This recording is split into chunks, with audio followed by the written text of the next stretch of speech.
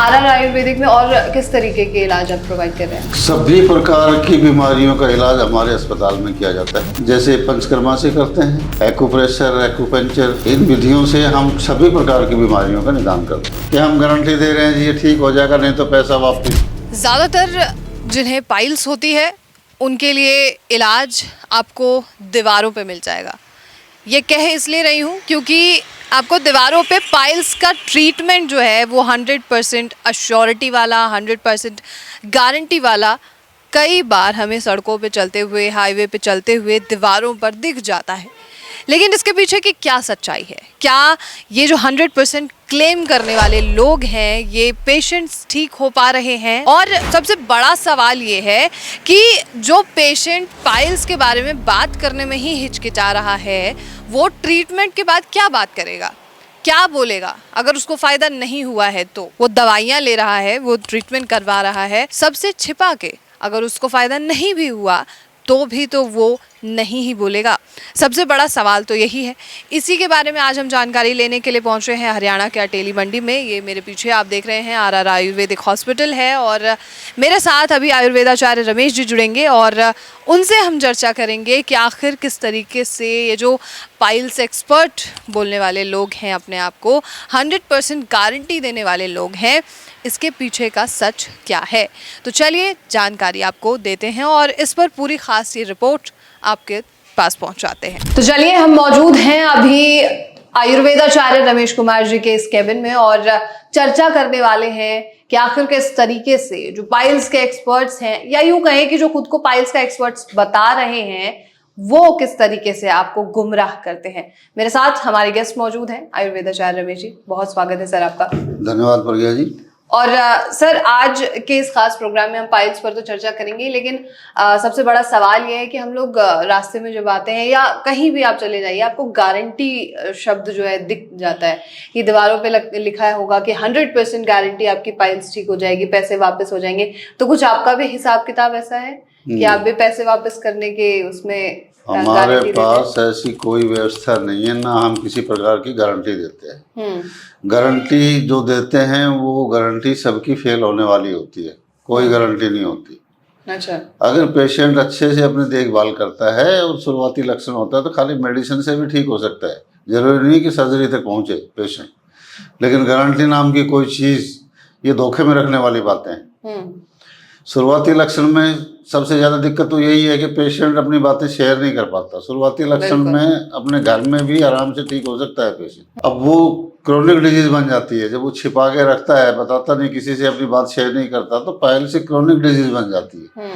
तो वो अपनी मर्जी से दवाइयाँ लेनी शुरू कर देता है और उन दवाइयों का दुष्प्रभाव होता है। तो उनके चक्कर में जो गारंटी देते हैं उनके चक्कर में वो पेशेंट फंस जाते हैं और वो फिर वो गारंटी भी किसी के सामने बताने को मजबूर नहीं होते। बिल्कुल। तो बता नहीं पाते किसी को भी कि मैंने गारंटी से वहां से दवा ली थी, मैं ठीक नहीं हो पाया, क्योंकि वो अपनी बीमारी ही छिपा रहे हैं।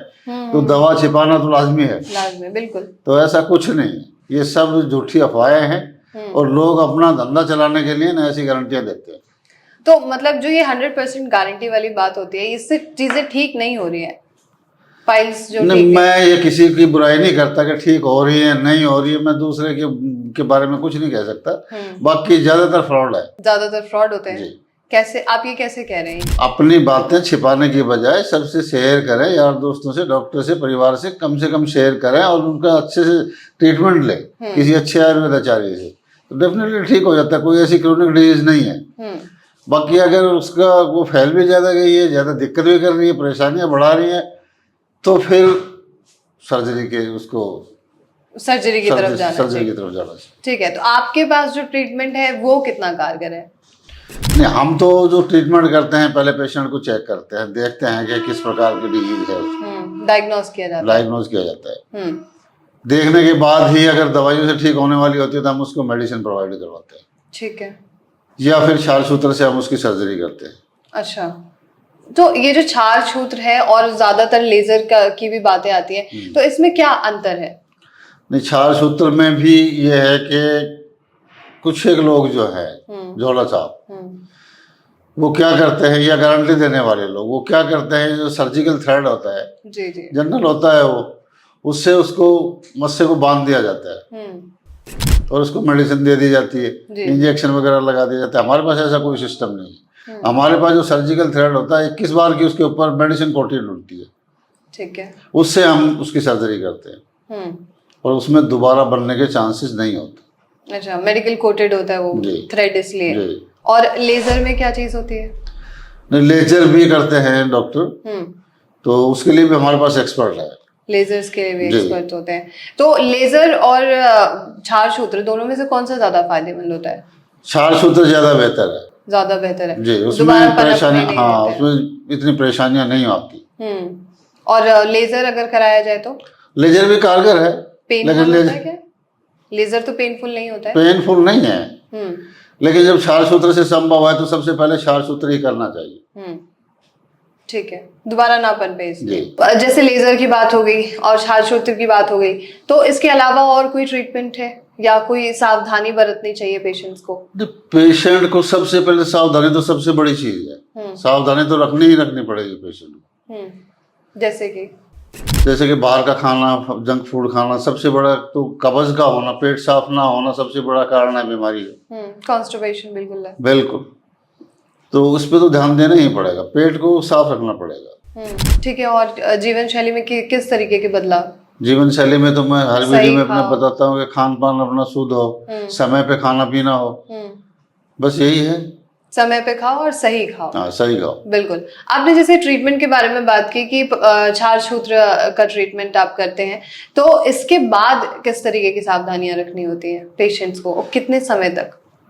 देखो, मैं तो लाइफ टाइम के लिए बोलता हूँ कि ये जो जंक फूड है, जिसे फास्ट फूड कह रहे हैं, इसका परहेज तो करना ही करना चाहिए। ज्यादा तले हुए मसाले वाली कोई भी चीज, उसका परहेज तो करना ही पड़ेगा, कोई प्रॉब्लम नहीं है। बिल्कुल। और आपने ये जो दवाइयाँ रखी हैं, इनके बारे में मुझे कुछ बता सकते हैं, कैसे काम क्या करती है ये दवाइयाँ सारी पाइल्स के लिए हैं, अलग अलग तरीके की दवाइयाँ हैं ये जी।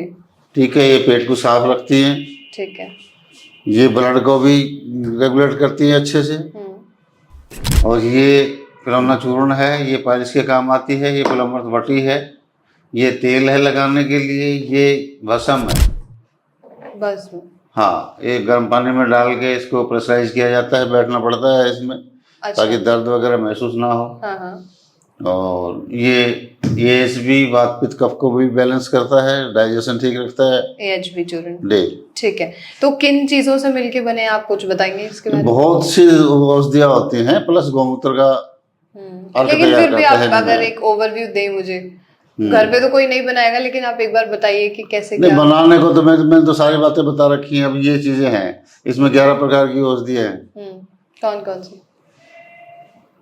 इसमें गिलोय है, नीम है, और विधारा है, और आपका ये मकोय है, भूमि आंवला है, चिरायता है, ठीक है, पुनर्नवा है, साठा जिसे कहते हैं, अदरक है, और अदरक या सौंठ, ठीक है, सौंफ है, जीरा है, इन सबको गौमूत्र में मिला दिया जाता है, और तब इसका अर्क तैयार होता है, ठीक है। और ये पाउडर वगैरह जो है, ये घरमठियाँ तैयार की गई हैं। हाँ, किस चीज से मिलके बनती है? आपने बताया 4-5 तरीके की औषधियाँ होती हैं। हाँ, तो वो कौन सी औषधि? यही औषधियाँ हैं जो मैंने इसके लिए बताई हैं, यही औषधियाँ हैं। अच्छा, हाँ, इनका बारीक पाउडर बना के फिर इसकी घरमठियाँ तैयार गोली में तब्दील कर दी, और ये आपने गौमूत्र में डाली। और ये जो चूर्ण है आपका, पिलौना चूर्ण, पिलौना चूर्ण, ये भी औषधियों से तैयार होता है। 4-5 प्रकार की औषधियाँ इसमें होती हैं।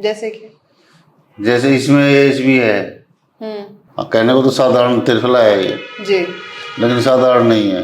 आंवला, हरड़, बहेड़ा, इन सबको मिला के, ठीक है।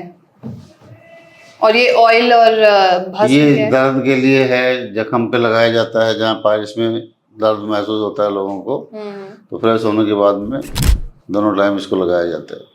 ठीक है, हमारा जो असली मुद्दा था उस पर आते हैं कि आखिर किस तरीके से जो पाइल्स एक्सपर्ट हैं वो लोग बेवकूफ बना रहे लोगों को, और किन चीजों का ख्याल रखना चाहिए? बेवकूफ वो नहीं बना रहे हैं, बेवकूफ हम बन रहे हैं। उनका तो बन ही रहे, देखो, उनका धंधा है, उनका अपना काम है। आज की भागदौड़ में, पैसा कमाने की होड़ में, ये तो उनका काम है। कि हम गारंटी दे रहे हैं जी ये ठीक हो जाएगा, नहीं तो पैसा वापस। किस चीज़ की गारंटी? आज गारंटी का तो नाम खत्म हुए सालों हो गए मेरे ख्याल से, तो वारंटी भी नहीं चल रही है पूरी तरीके से। बिल्कुल। हाँ, तो इस झांसे में ना आए, किसी अच्छे आयुर्वेदाचार्य से अपना इलाज कराएं।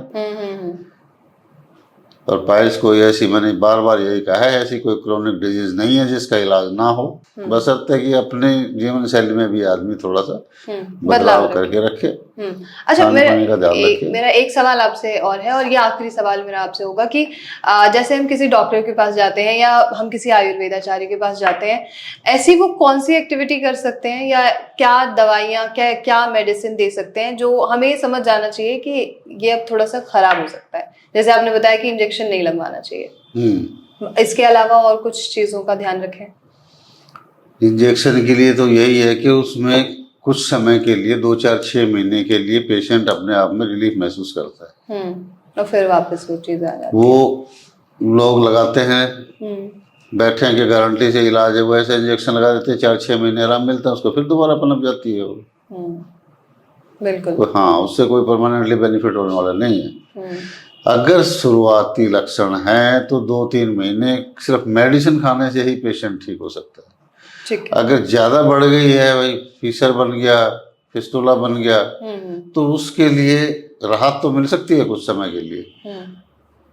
जैसे आज समय नहीं है, हमें 15 दिन के लिए राहत नहीं मिल पा रही है, हम सर्जरी के लिए 1 महीना बाद जाना है, तो कुछ समय के लिए राहत जरूर मिल जाती है, लेकिन उसको सर्जरी करवा लेनी चाहिए और इससे घबराने की जरूरत नहीं है, माइनर सर्जरी होती है। इसका कोई साइड इफेक्ट तो नहीं है? कोई साइड इफेक्ट नहीं, सर्जरी वगैरह का कोई साइड इफेक्ट नहीं। ठीक है। और पाइल्स में जो दवाइयाँ ली जाती हैं उनका कोई साइड इफेक्ट नहीं। कोई साइड इफेक्ट नहीं होता क्योंकि जड़ी बूटियों से बनी हुई है। आयुर्वेद में साइड इफेक्ट नहीं है, बेनिफिट ही बेनिफिट है, इसके साइड बेनिफिट होते हैं। ठीक है, thank you so much sir, आपको बहुत शुक्रिया।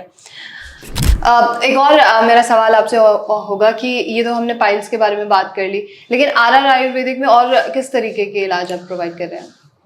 सभी प्रकार की बीमारियों का इलाज हमारे अस्पताल में किया जाता है,